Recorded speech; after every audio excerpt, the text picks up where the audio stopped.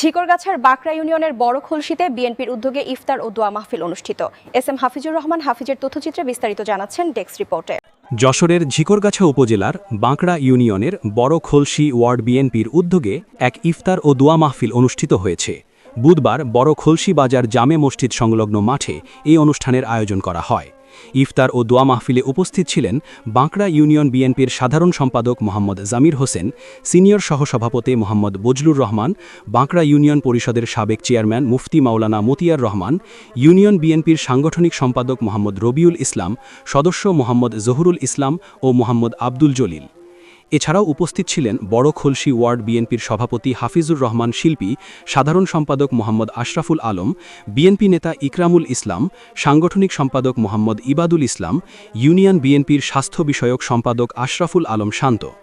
অনুষ্ঠানে আরও উপস্থিত ছিলেন উপজেলা যুবদলের সাবেক যুগ্ম আহ্বায়ক হাফিজুর রহমান হাফিজ, উপজেলা যুবদলের আহ্বায়ক কমিটির সাবেক সদস্য মাস্টার মুনিরুল ইসলাম, সাবেক সদস্য মিরাজুল ইসলাম মিরাজ, সদস্য Mohammad Abu Sayeed, GM Rifat Hossain, block C Jubodal নেতা আশরাফুল ইসলাম আশা, যুবদল নেতা মিজানুর রহমান তোতা, আলমগীর হোসেন সহ ইউনিয়ন ও ওয়ার্ড পর্যায়ের বিভিন্ন নেতৃবৃন্দ।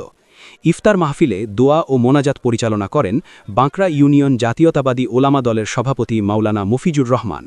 দোয়া মাহফিলে মহান স্বাধীনতার ঘোষক ও সাবেক রাষ্ট্রপতি শহীদ জিয়াউর রহমান এবং সাবেক প্রধানমন্ত্রী বেগম খালেদা জিয়ার আত্মার মাগফিরাত ও শান্তি কামনা করা হয়।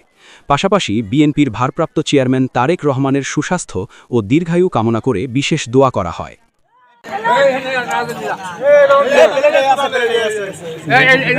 এদিকে